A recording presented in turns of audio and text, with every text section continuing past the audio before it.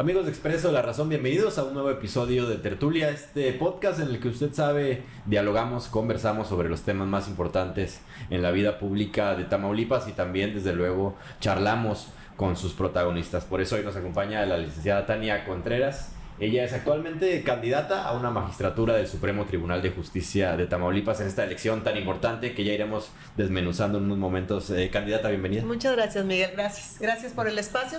Con el gusto de estar acá con ustedes nuevamente. Mi compañero Pedro Alfonso García. Gracias, Miguel, y es un gusto tenerte nuevamente aquí, Tania. Gracias.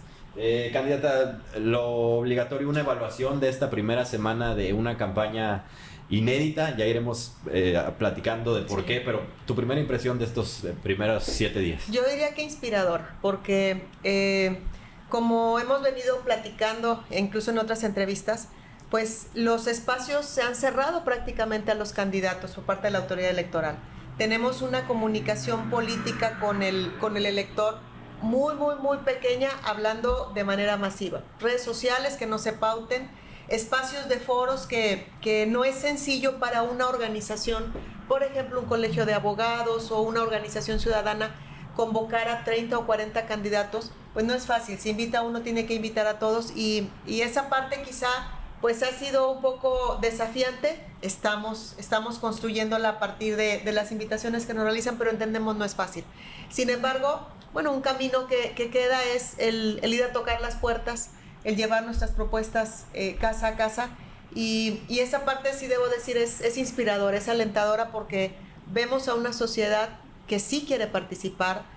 No hemos tenido o no nos hemos encontrado con la apatía que bueno, se asume o de alguna manera se percibe que pueda existir.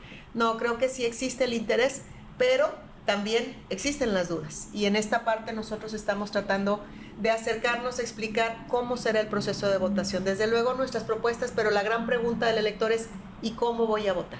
Y es lo que hablábamos, candidata, que es una elección muy complicada en ese aspecto. A la hora de acudir a las urnas es demasiado tedioso, ¿no? Sí, tedioso, y creo que ahora les comparto desde que arrancamos esta campaña. Los candidatos a la elección judicial estamos no de 0, de -10, porque tenemos que empezar a explicarle al ciudadano qué es el Poder Judicial, sí, cómo es que los juzgadores inciden en la vida de la comunidad, porque no lo saben, lo viven, lo padecen, pero no saben ni qué es ni cómo se conforma. Si no conocen cuáles son las funciones y la trascendencia en su día a día, menos aún qué son los ministros, qué es un tribunal de disciplina judicial, qué es una sala regional electoral. Entonces, a nosotros como candidatos o como primeros candidatos en una elección judicial nos toca salir prácticamente a explicar qué es el Poder Judicial, y en una segunda parte, cuando nos han abierto nuevamente su puerta, bueno, ya entrar a la parte de cómo votar, que tiene que ver con reconocer los cargos. Hay una boleta para ministros, una boleta para sala superior, una boleta para magistraturas de circuito.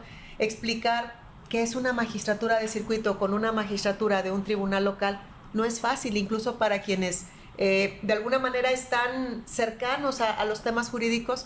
Bueno, desde ahí tenemos que partir. ¿Será sencilla la votación? Sí, siempre y cuando logremos que el elector practique.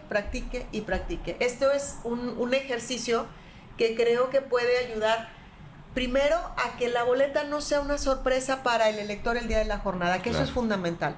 Y nosotros aprovechamos estos espacios que ustedes nos brindan como medios de comunicación y los exhortamos a que inviten a la gente a conocer sus boletas antes del día 1 de junio. Esto se puede hacer, sí, a través de los propios candidatos, que he visto que la gran mayoría, creo que coincidimos en esta percepción. Las últimas salidas han sido con la boleta. Te muestro mi boleta y aquí es donde aparezco para que la reconozcan, y veo mucho interés. La verdad es que la gente se acerca.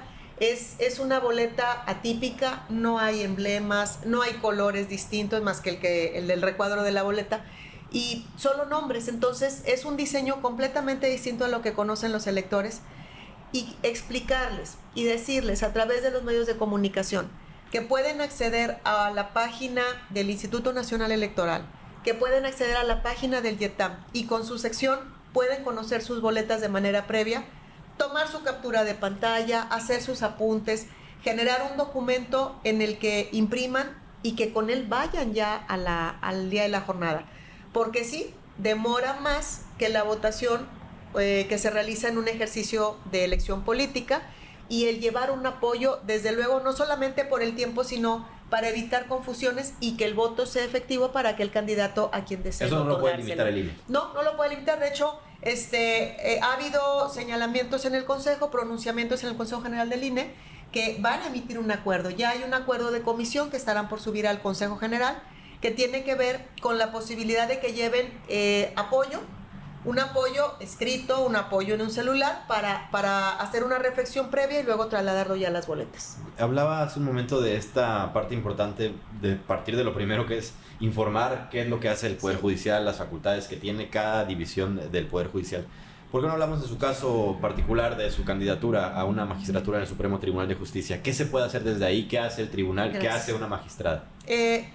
En este sistema que nosotros tenemos como país de una federación, hay un acuerdo de las 32 entidades federativas para tener 3 poderes, el ejecutivo, legislativo y judicial.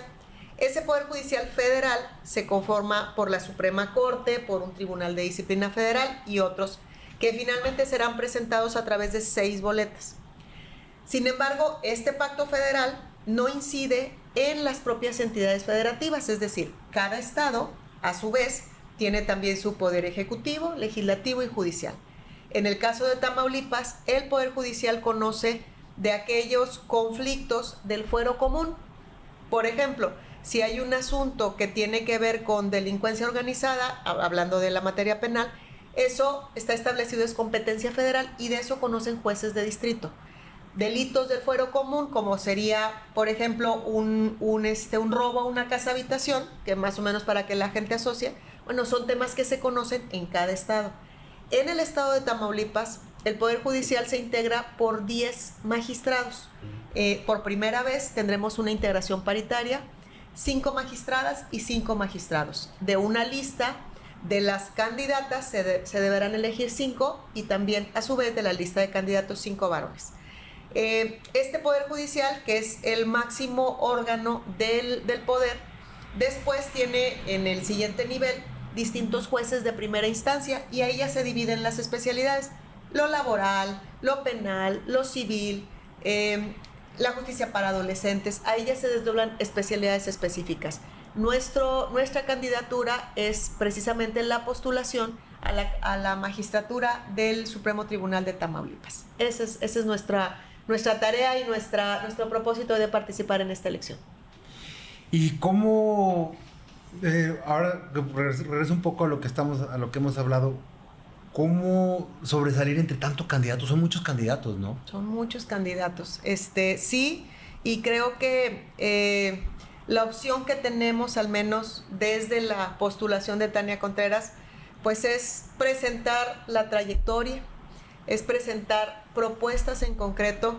He trabajado en el servicio público por más de 25 años y he tenido la oportunidad de laborar en el Poder Judicial en mis inicios, como escribiente, en el Poder Legislativo y en el Poder Ejecutivo. Y creo que esta percepción que ha tenido siempre el Poder Judicial de mantenerse al margen, de mantenerse alejado, sobre pretexto de blindar o de garantizar la independencia, de alguna manera tiene que romperse. La reforma judicial en este país tiene precisamente como propósito que el Poder Judicial se acerque a la gente. Había siempre como esta necesidad de mantenerse apartados del entorno social, que además pues era la escuela de los juzgadores, debían mantener esa distancia con la población en general, insisto, tratando de cuidar esa independencia.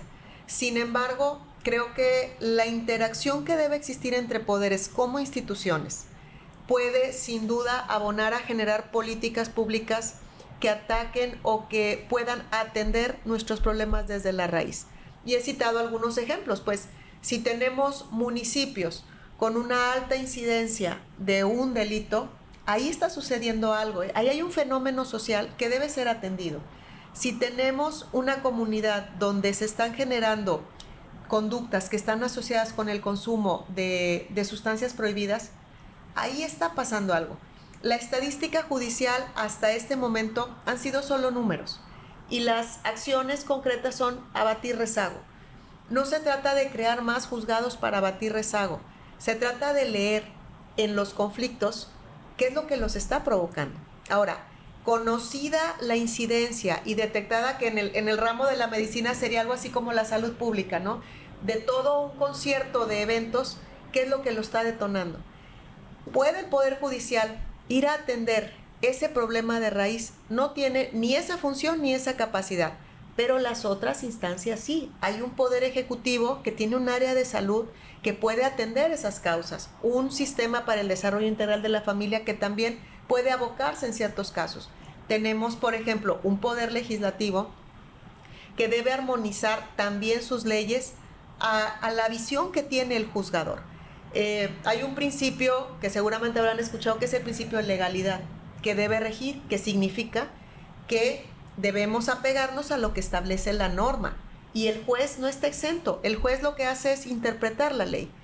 Si tenemos un Congreso que está aislado del operador jurídico de la norma de todos los días, pues ahí creemos que hay una gran área de oportunidad para poder generar esta sinergia y caminar juntos en lo que percibe el operador quizá como un área de oportunidad para perfeccionar la norma, y también con el Poder Legislativo. Entonces creo que esta experiencia que hemos tenido a lo largo de mi trayectoria profesional, creo que puede ayudar no solamente a fortalecer el Poder Judicial por sí, que hace mucha falta. El Poder Judicial tiene que fortalecerse al interior, pero ver más allá cómo el Poder Judicial, que es uno de los motores, uno de los ejes que presentamos, la justicia como motor de paz. Es el primer eje y sobre el cual nosotros sostenemos nuestras propuestas. La justicia debe ser más allá que resolver expedientes, sino tratar de incidir en el camino o en la conducta de una sociedad.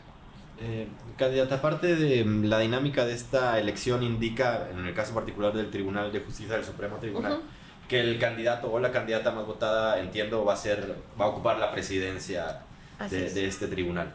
¿Tienes eso en mente como objetivo, ser la más votada para alcanzar la presidencia? Desde luego que es una aspiración que tenemos, porque desde la presidencia es posible generar esquemas administrativos y como repito, un plan de desarrollo judicial. Desde luego, pues desde la presidencia esto es posible, aunque pues finalmente es una decisión que se toma a nivel colegiado. Los 10 magistrados forman parte de las decisiones, pero sin lugar a duda pues es una aspiración que permitiría cristalizar los proyectos que en el tema de Poder Judicial, pues insisto, en razón de mi experiencia profesional, pues he visualizado. Desde luego que sí. ¿Cómo aterrizar esta elección al ciudadano de pie? Porque si bien para los mismos profesionistas del derecho, incluso nosotros en los medios, es muy complicado hablar de justicia en algunas ocasiones, ¿cómo hablar al ciudadano directamente sobre justicia? Precisamente creo que cuando nosotros vamos y le explicamos que esa persona que resolvió el porcentaje de los alimentos, esa persona que no impartió justicia en un conflicto de un asunto sucesorio, de una disputa entre hermanos por una casa, el juez que me sacó por un adeudo, cuando vamos y les decimos esto es lo que tú puedes elegir, es cuando hace clic y entran un poquito más en conciencia. Así en el día a día, porque desafortunada y lamentablemente también tenemos como sociedad que darle refundar el Poder Judicial para convertirlo también en un ente conciliador. Esa parte creo que como sociedad tenemos que generar este cambio de cultura, entrar a una etapa de conciliación para luego llegar al juzgador, pero eso también tiene que hacerse desde el Poder Judicial. Y creo que desafortunadamente vivimos en una sociedad que no le gusta conciliar. Hay una resistencia, porque sucede, por ejemplo, bueno, ahora ya no, pero hace muy poquito tiempo quizá ustedes habrán escuchado de los divorcios necesarios. Los divorcios necesarios eran una carnicería, porque no importaba cuánto costara el juicio, ni cuánto tiempo se llevara, ni lo que implicara como desgaste para la familia. Es que era ver el sometimiento de un cónyuge hacia otro o lastimarlo en todo un proceso. sea, había juicios, yo recuerdo de juicios de divorcio de 10 años, lastimosos, todo lo que ello implicaba. Por fortuna, luego vino una figura que se denomina divorcio encausado, que significa que cualquier persona, con el solo hecho de notificar la intención a un juez de disolver el vínculo matrimonial, con eso se da por prácticamente ya por decretado el divorcio. Pero si vemos en los temas familiares, que debo decir, por contradictorio que parezca, los asuntos penales, a pesar de que somos una entidad fronteriza, donde los temas de delitos tienen una incidencia distinta a estados como el sur, por ejemplo, a pesar de ello, nuestra gran carga de asuntos no está en el área penal, sino en el área civil. Y dentro de los civiles, donde tenemos el mayor número de juicios, están relacionados con conflictos familiares. Repito, eso nos denota que tenemos que ir al seno de las familias, que tenemos que encontrar una manera de comunicarnos para resolver nuestros conflictos. Tania, hemos hablado durante mucho tiempo en los últimos años sobre cómo está conformado actualmente el Poder Judicial de Tamaulipas. Hemos sido muy críticos de su conformación. Sí. Se ha lastimado mucho como institución al Poder Judicial, con evidentes fines políticos, ¿no?, por la administración anterior. ¿Tienes confianza en que esta elección, más allá de tu caso particular, de lo que pueda resultar en la jornada electoral, de que la nueva conformación del Poder Judicial va a ayudar a corregir esos excesos que se cometieron? Yo creo que sí. Creo que esta reforma judicial ya le deja a este país una gran ganancia, que es voltear a ver el Poder Judicial. Ahora que les decíamos, pues vamos a la calle y la gente no sabe. Primero, que sepan que hay un Poder Judicial, que sepa que es quien resuelve sus conflictos. Eso de por sí, la reforma ya ha detonado que exista un interés de la ciudadanía en voltear a verlos, porque ello implicará necesariamente que cuestionen su actuar, y eso es bueno. Es importante que todos los servidores públicos tengamos siempre el ojo ciudadano. Eso no genera otra cosa más que, creo, buenos resultados, que tengamos el ojo público en cada uno de los servidores públicos. Voltear la luz a ese espacio que siempre estuvo en la oscuridad, por sí, insisto, es una gran ganancia para este país. Ahora, ¿cómo se va a conformar? Pues creo que también la decisión ciudadana será de alguna manera reflexiva, porque así lo hemos sentido en los recorridos.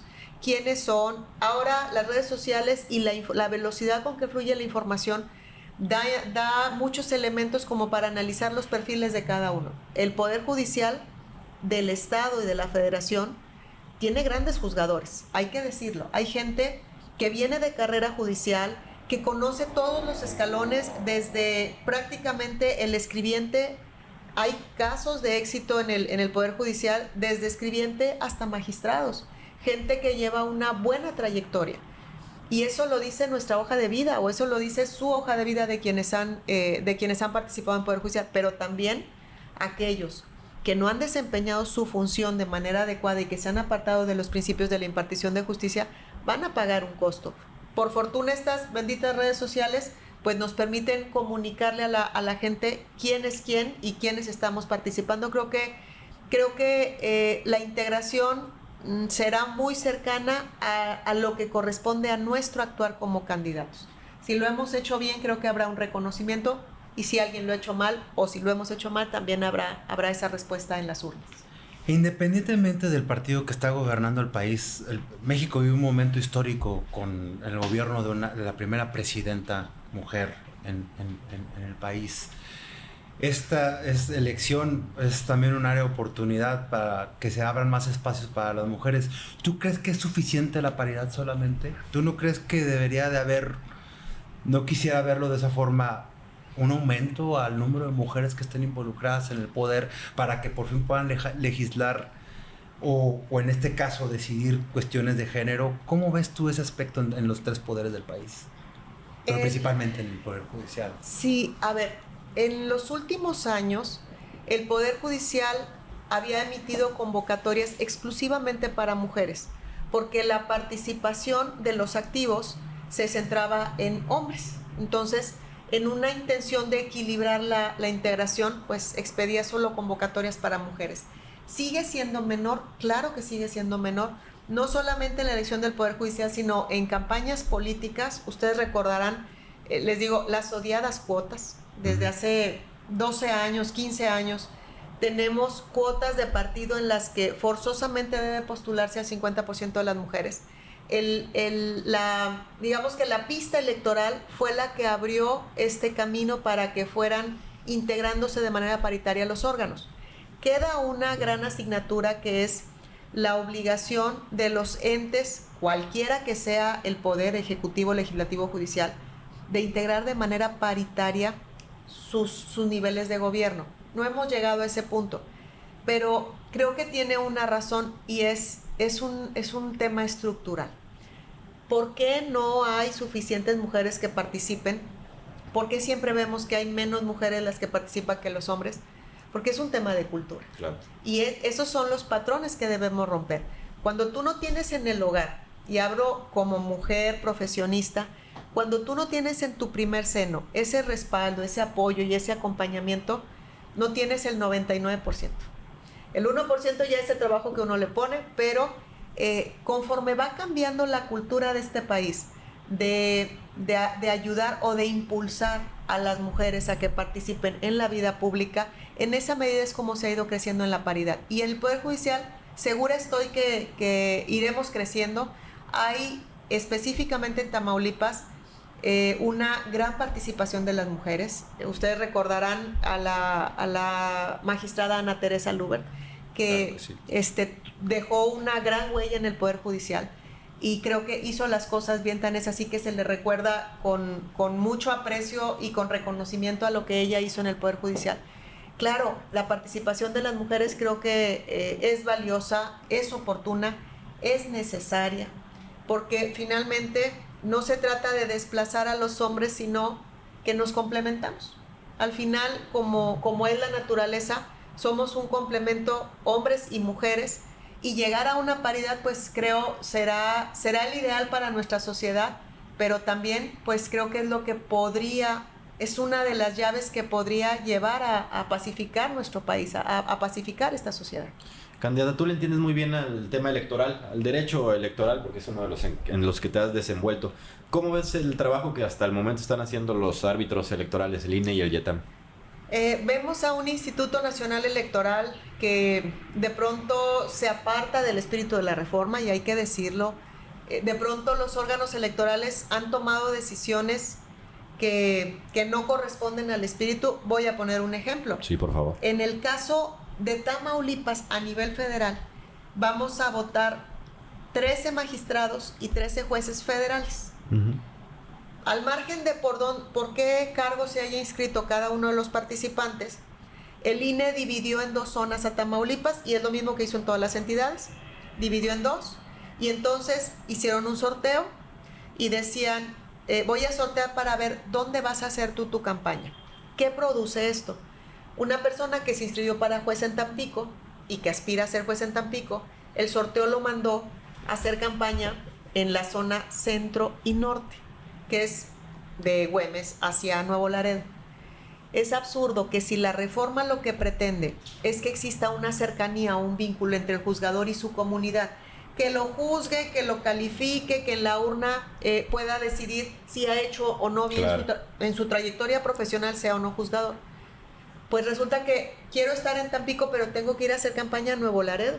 Y si resulto ganador, me voy a regresar a Tampico. O sea, la gente de Nuevo Laredo va a conocer a un candidato que no va a ser su juez en todo caso. Exactamente. Que no va a tener... Ese es el resumen. Entonces, han existido varias decisiones. Otra muy cuestionada, debo decir, la que tiene que ver con la limitación a los entes gubernamentales a difundir el proceso de la elección judicial. Eso no solamente es inconstitucional, creo es antidemocrático. No puede un ente de gobierno promover un candidato, estamos todos de acuerdo, pero la elección, el ejercicio democrático como tal, pues debiera ser una tarea de todos los servidores públicos, desde el más alto nivel hasta el último, debiera ser una tarea, porque justamente pues lo que pretendemos es que la ciudadanía tenga conciencia y participe en sus actividades democráticas. Entonces, son este tipo de decisiones a las que de pronto no le encontramos mucha razón. Sabemos que están construyendo una elección como nosotros mismos. Estamos prácticamente inventando porque no hay un precedente.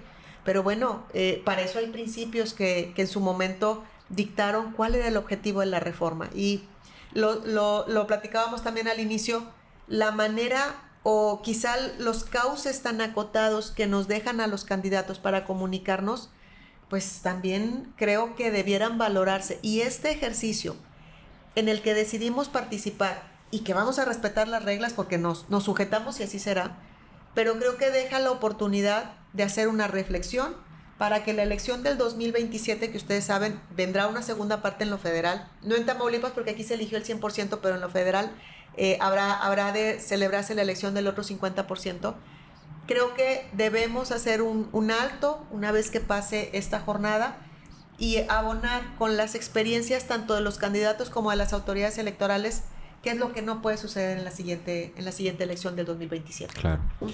En tu opinión, ¿crees que esté garantizada en esta elección que no exista una intromisión de grupos políticos o de grupos fácticos en algunos puntos del estado y del país? Ustedes recordarán una etapa que fue pues tal vez noviembre, diciembre, donde los comités que integró cada uno de los poderes recibieron las peticiones, las solicitudes de quienes aspirábamos a ocupar una candidatura, y a partir de ese análisis es que se hizo pues un listado que luego pasó a una insaculación y posteriormente se generaron las listas finales de candidatos.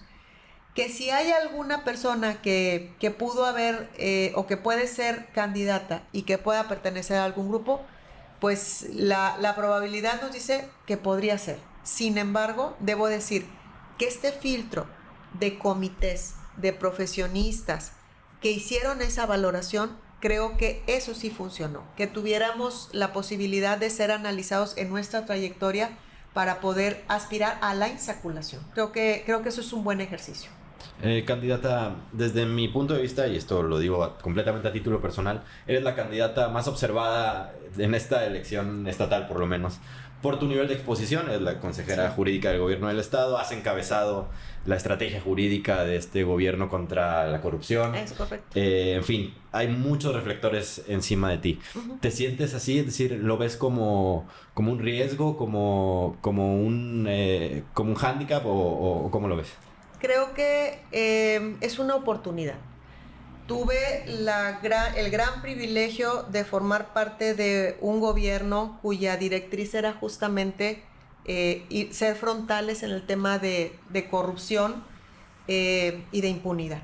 Y esa parte, pues sí, como dices, nos colocó en una posición en la que, atendiendo a una instrucción, pero también a nuestros principios, estuvimos en esa sintonía. Y hoy lo veo, esta oportunidad de participar en la elección judicial, pues es parte de esa congruencia.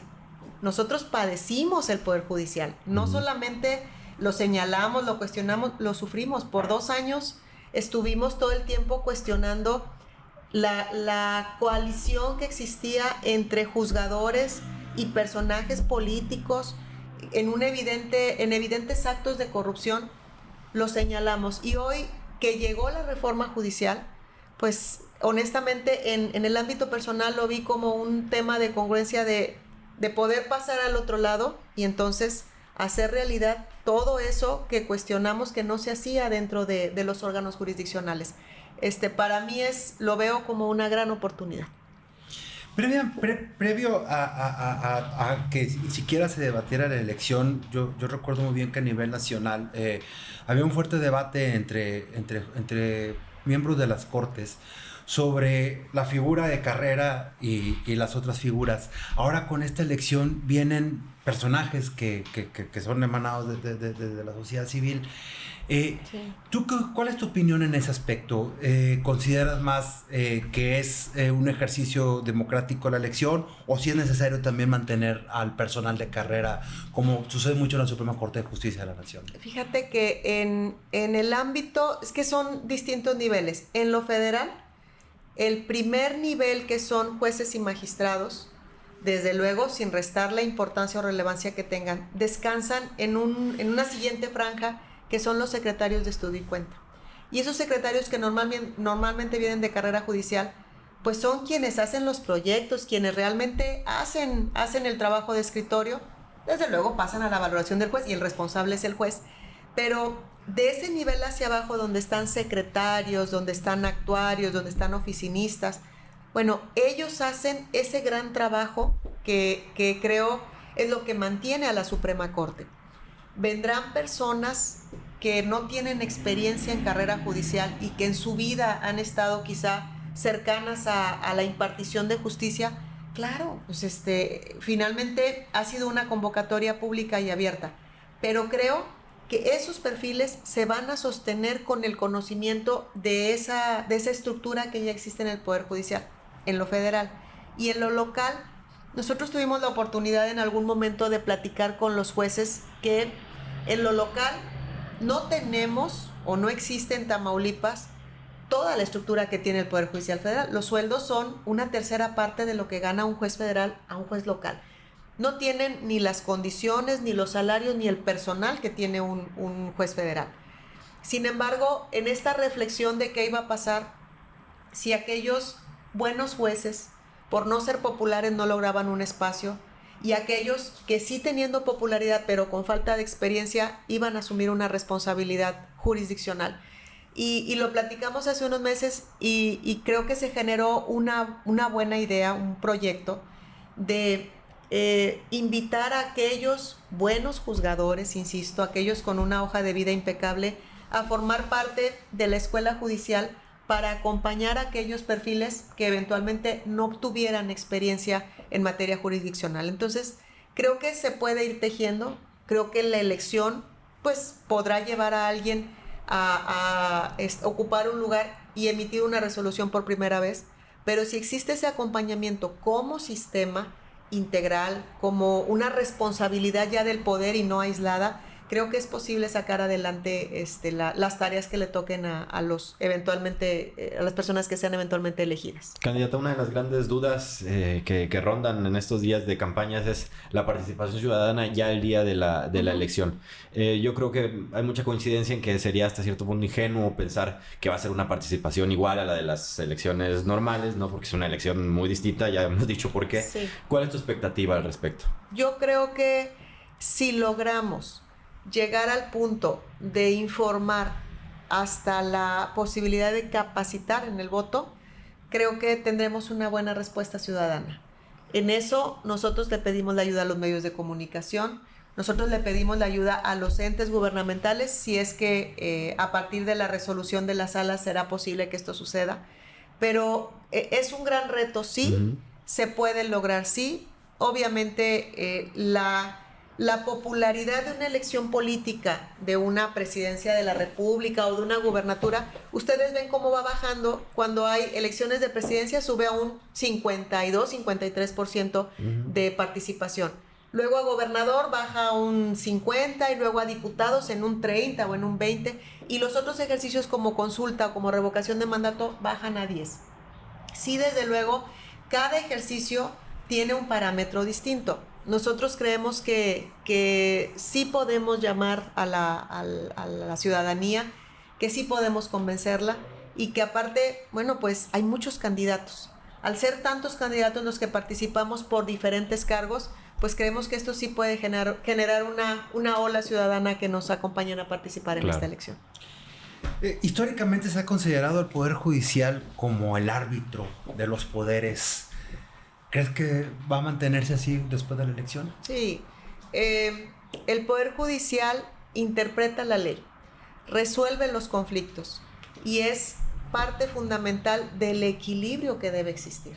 Es un sano equilibrio la construcción que existe constitucional. Así debe ser.